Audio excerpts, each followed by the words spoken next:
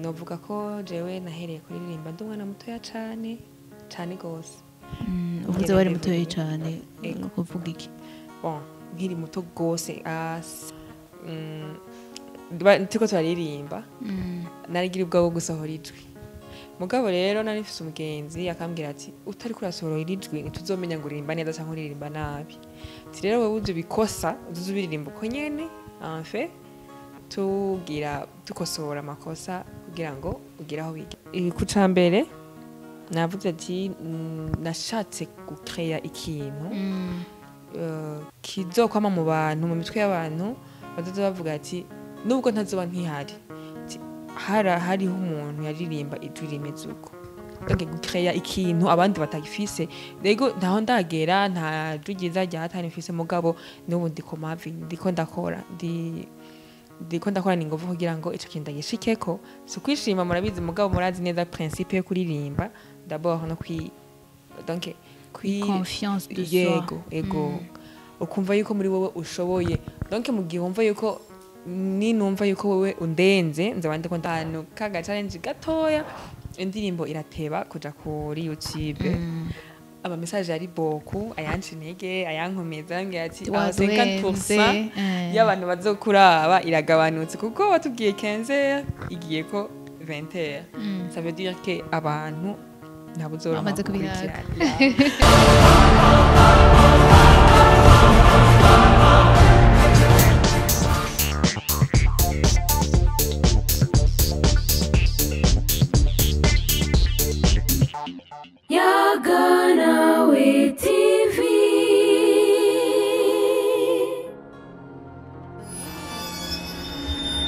Ndabaramukije abakunzi ba Yayoo TV mwebwe mwese mudukurikirana niza ko meze neza ahiwanyu. Ni nama yabavuye kuri Yayoo TV mu nkundire ndabakire mu biganiro bigiye bitandukanye bya Yayoo TV. Murazi ko tubaha ibintu bimeze neza. Gira subscribe uri mushasha kugira ngo wifatanye n'umuryango wacu wagutse. Twibutse kudakoresha YouTube gusa dufise na page ya Facebook.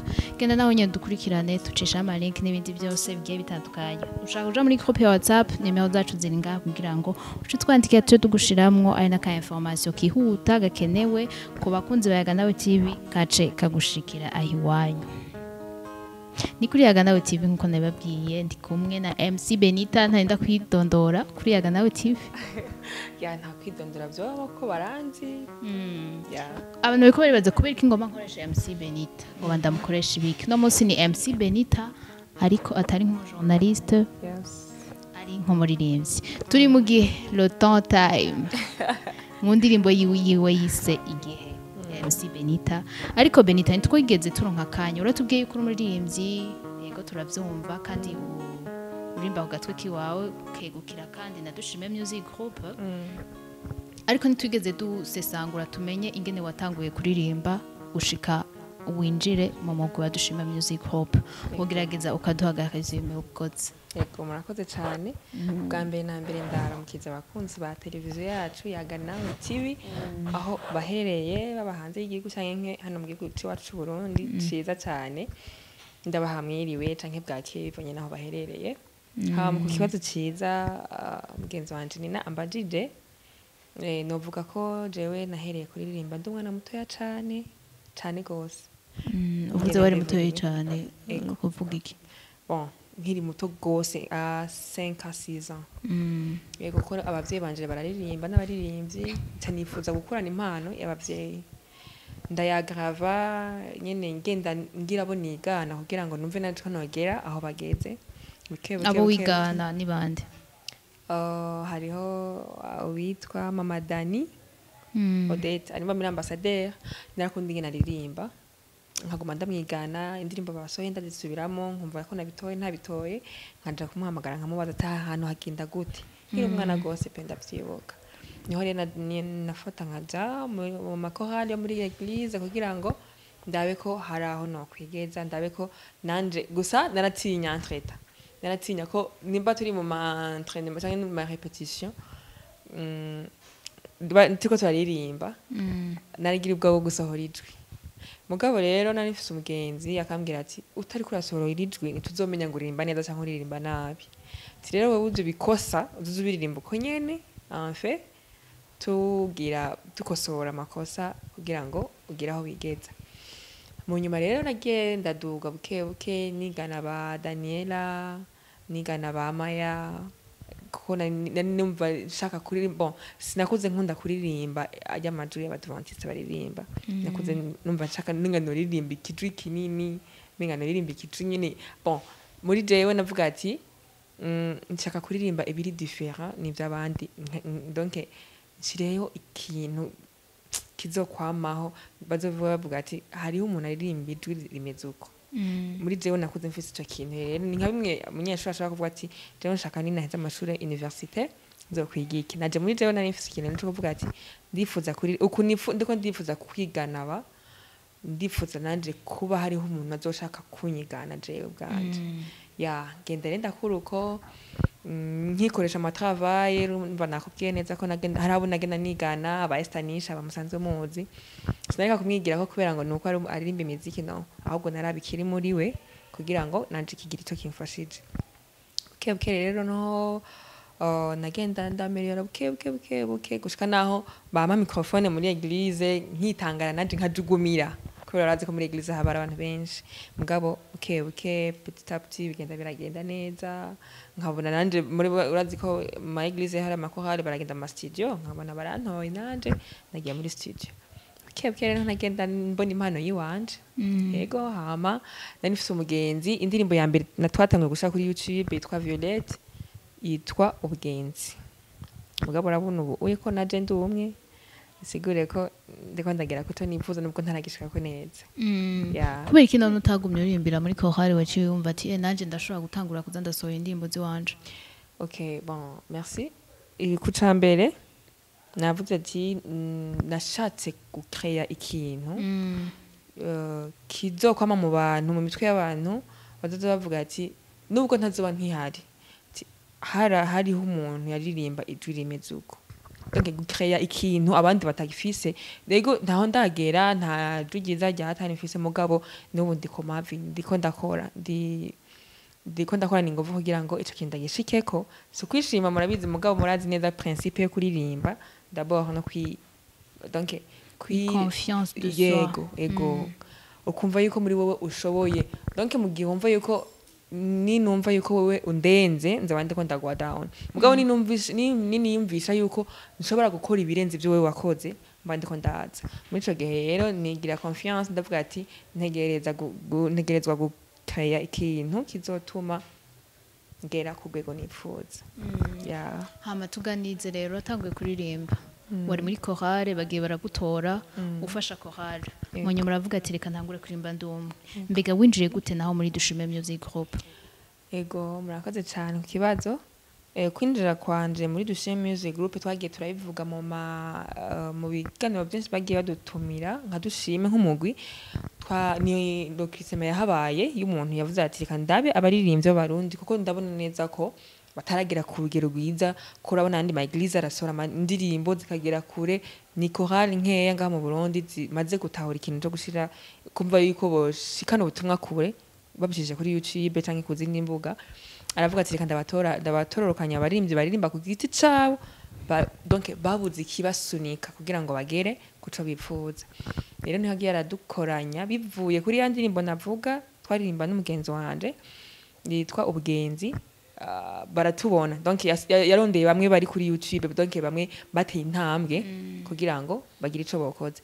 Acara bajya nyene, ntiyabatoye bose, yagiye toramo bake en fait aradukoranya aratubwira icumviro ciyo twumva ni ciza, nico guteza imbere abaririmbyi b'abarundi n'abarundi kazi donc badafise moyen yo kugera aho bokwigejeje. Aradukoranya tumva ni ide nziza, tubonera aho gukorera hamwe nka group kugira ngo tubashe kuvuga ubutumwa abari mu Burundi, abari hanze y'igihugu bashobore kumenya ko mu Burundi hariho chorale canke band canke group iri kirakora. Donc mouvement y'amakorale, mouvement y'ama band canke ya choir ziko zirakora zihari mu Burundi. Reka twigire mu gihe mu ndirimbo yacu Igihe iheruka kuja habona ya MC Benita. Indirimbo imeze neza kandi ifise amajambo aremesha. Mbega kubera iki indirimbo Igihe? Indirimbo Igihe nayise Igihe bivanye n'igihe nari ndimwo. nicari igihe gikomeye mugabo kuri jewe numva umenga ni igihe kitanyoroheye. Iramaze igihe kinini nye ndayifonze kubera yuko nayifonze ndi mu gihe kibi c'ishuri.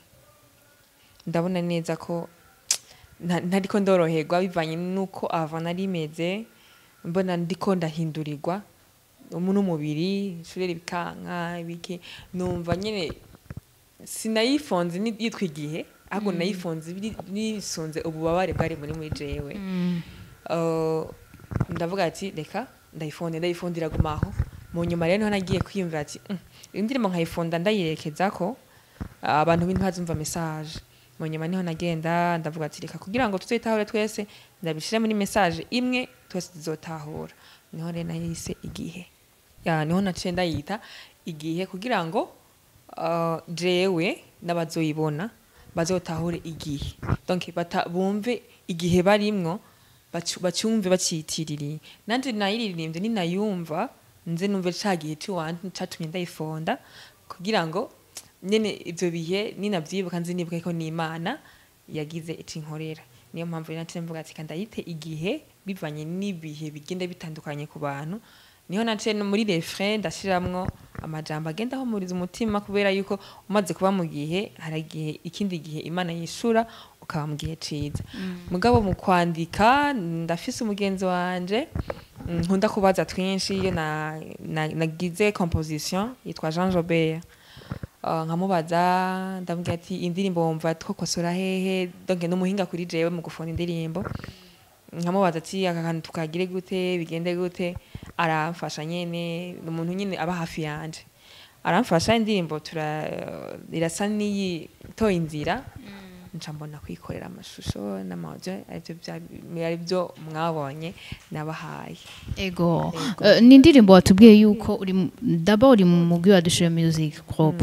Indirimbo twabonye yasokeye ku rubuga rwa Dushime Music Group, ariko ni MC Benita wenyine tuzi neza yuko muri Dushime Music Group hari abaririmbyi benshi. Urashobora kudufasha gutahura ico kintu?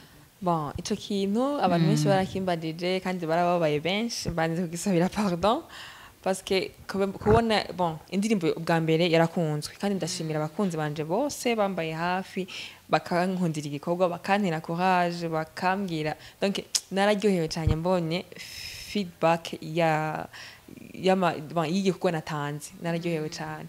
Rero kuba narakoze ibyo nuko sindi mushasha ego bien sûr birazwi, ariko nararavye ko kuri jewe ntaho ndagera gucreya cyane yani ntarabona neza ko hari abantu bashobora kunkurikirana.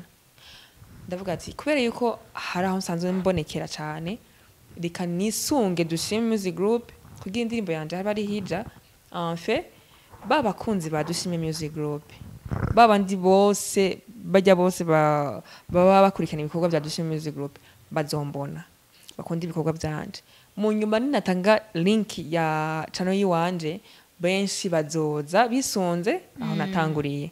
Ni nayo mpamvu rero muri Dushime Music Group ni bikora abaririmbyi gusa, ahubwo n'abari hanze hari n'izindi ndirimbo bagiye bakora bakazana kuri channel yacu. Irafasha abaririmbyi cyane kugera aho bashaka, donc ni pa ibafasha. Dushime Music ifasha abaririmbyi kugira ngo bagere aho baba bipfuza kugera. Donc muri make connaissance, donc narayikonse ko gatoya no kuba ndi muri uwo mugwi nyene, nkaba nzi muri uwo mugwi bakabona ko hari n'ikindi gikorwa natanze bizogira ico bifashije ni na create channel yiwanje. Warumenyereye utanga uririmba muri groupe muri kumwe n'abandi benshi, mbega vyagenze gute? Tubwire iyo changement haba yuko usohora indirimbo yawe wenyene, wavyakiriye gute? Wabibonye gute? Bimeze gute? Mbega nta ma challenge uba warahuye nayo mu gutegura iyo ndirimbo? Challenge ntizobora, ni na nyinshi ahubwo kuko kino gikorwa ni igikorwa gikomeye cyane. Premièrement gisaba inguvu nyinshi, uburyo, inguvu, kwitanga. Sinagikoze ndi umwe, naraterereje abagenzi, ndafise abagenzi b'inkora mutima vraiment, aho muri mwubahwe mugira aho muba mwubahwe pe, kuko naratanze icyumviro cy'uwanje ndavuga ati ndafise igikorwa mfise cyo gukora, ndashaka ko mwoshiramo ingufu zanyu kugira ngo ndagishire ahabona canke ndabereke ko hari inyuma yo kurimba mu mugwi wa dushime hari ikindi kintu noba nshoboye ku giti ciwanje. Niho rero nasaba abagenzi barambwira ati ibyo dushobojwe. Iyo niyo novuga challenge ya mbere nahuye nayo. Naragize ubwoba kubera yuko urabona abantu baragoye kumva yuko utahuze umuntu umugambi ugomba ukore ataco uzomwinjiriza biba bigoye cyane. Rero ndashimira abakunzi banje bambaye hafi mu masengesho mu buryo cyane ndashimira Imana cyane kuko nibangoye pe. Naravuga ati nkeneye aya naya tayo gusa n'ingene tugukunda nukuri tuzobikora kandi barabikoze neza. Ndabashimira cyane nabo bitakunze nabo nyine ndabashima ko baragize umutima mugabo barabura ingene babigenza kugira ngo amahera nshikire. Ariko ndabashimira muri rusange. Nka challenge nagize ibura ry'igitoro ryarankoreye cyane. Ibura ry'igitoro hari mu ibura ry'igitoro déplacement kuko indirimbo location nayikoreye ahantu bitwa mu Gwegura. Mu Gwegura niho nakoreye indirimbo yanje yaramfashe vraiment niyo challenge yonyene numvise yamvunye umutima. Igitoro carangiriye nabi. Ariko financement yabonetse abantu watubwiye ko batakugora. Yes, ntibangoye mu kumfasha mugabo hariho utuntu tugena twitamo utaba umuntu yarategoye nk'iryo duga ry'igitoro ryahabaye ryarampertirive gatoya kuko ivyo twari twapanze n'umudirector byasiye nk'ibihengama gatoya mugabo Imana ishimwe ntiyambere umwana mubi yarangiriye neza birakunda. Aho nari numva muri jewe numva nataye umutwe vraiment byaranciye umugabo Imana iragenda irankomeza mba muri bya bihe muri ca gihe numva no biheba ariko Imana irankomeza. Rero ndashimiye cyane abantu bambaye hafi cyane gose pe. Ego urahejeje gukora indirimbo yawe hasigaye kwisohoka. Mbega itarasohoka wowe urabanza ukayumviriza wowe nyene yo wiyumvamo iki muri wewe? Premièrement niyo rya mbere nari nkoze indirimbo ku giti canje nari mfise ubwoba pe. Nari mfise ubwoba bivanye kubera yuko ntari nzi uko abantu bazoyakira. Nari mfise ubwoba mvuga ati none indirimbo irankonsomye uburyo bungana kuko est-ce abantu bazoyakira gute? Premièrement. Deuxièmement, est-ce que amajambo ari muri ndirimbo azobafasha ko nayanditse nisunze ubuzima bwa bamwe n'ubwiwanje? Est-ce que noba naradomye ku kadomo nyene ko izobashikira neza ku mutima? Namfise ubwoba cyane, nari mfise ubwoba cyane haca haba rero n'akantu kaga challenge gatoya indirimbo irateba kuja kuri YouTube.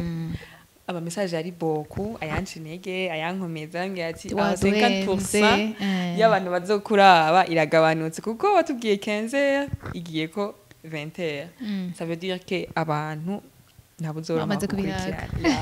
Urumva naragize ubwoba gushika naho numva muri je ndiko yatakaza icizere yuko indirimbo yanje nta cizofasha nta kintu na kimwe donc ngira ngo n'abantu bazoyira abantu bazorenga 20 ariko na donc nigitangaza cima nabaye mu bihe bibiri Imana yarantwengeje ko naravuga ati none Imana nikosa nyabakino narakoze kugira ngo ibi bintu bibe kuko indirimbo yaheze yanse kwija ko gute nyine ndagira ibibazo byinshi ndidoga ndagirane mugabo mu nyanda bwati kini cagihe Imana igucishamo kugira ngo ugere mu kindi gihe wabonye ko donc Imana igutahoze ubushobozi bwayo.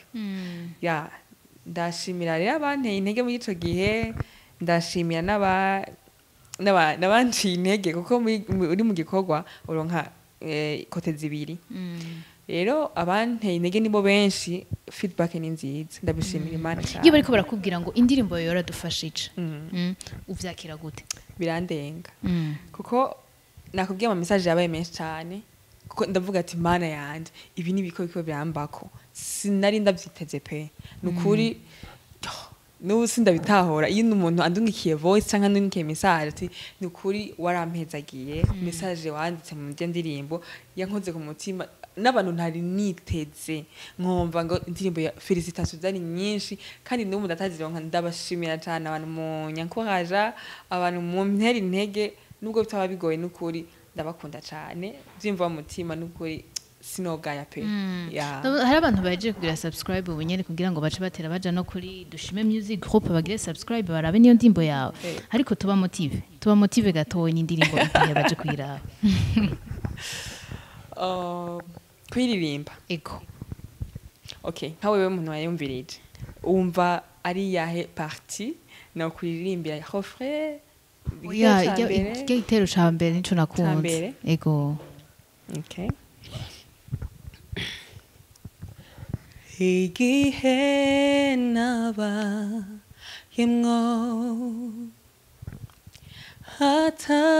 atavyizigiro mfise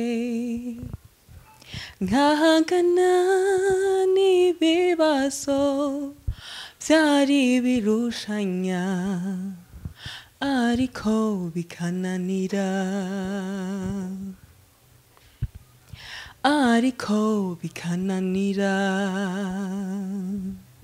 Imana itanga ivyizigiro iraza inyuzuza umunezero kandi n'Imana ihumuriza narabibonye Paulo na Sila mwibohero ibyo ntibyabona no muvuga nteno utangurira hembe nohereza he no muvuga nteno utangurira hembe nohereza he nibaza ko atamukunzi wayaga nawe kibi atagenda kumviza iyo ndirimbo kandi mubaye mugize na subscribe kugira ngo twandanye twitega ibindi bikogwa aho nyene bega twitega iki inyuma y'indirimbo canke bihereye hanyene utwiteje iki ndifatiye kuri feedback y'iyi ndirimbo numva menga sinokwicara kandi nta gahunda yo kwicara mfise ariko kubera razi ko ikintu c'uburyo nico kintu ca mbere gikunda kwicara ikabaririmbye rero muri ico gihe sinokwicara inyuma y'indirimbo hari izindi ndirimbo nziza nyinshi zizobafasha kandi zizoja kuri channel yiwanje ubu ntizizoja kuri channel ya Dushime Music Group channel ya Dushime Music Group yabaye nk'impresenta inshira imbere ariko vuba link yiwanje ndayitanga kugira ngo benshi bazobone indirimbo zanje ziri kuri channel yiwanje reka tubandanye twitega ibintu bimeze neza mbega nta muhanzi kazi ngaha mu Burundi canke hanze mu makungu ko tukubona impano yawe igeze kure wifuza ko mugiriranira like musorana indirimbo collab yeah aha mu Burundi nuko bon premièrement de Adventiste musi w'indwi ishengero ryacu bon sinobango riragoye ahubwo ni imyizere yaryo muri ico gihe biba bigoye kumva yuko ukora na collabo n'umuririmbyi wari wese atari mu Adventiste kubera iki ni imyizere yiwacu ibigena donc ni nka kurya Bible simwe mwami twemera somwe mugabo urazi neza ko bon buri sengero ryose rifise ni nka kurya urugo rwose barufise amategeko arugenga ya muri ico gihe rero mu Burundi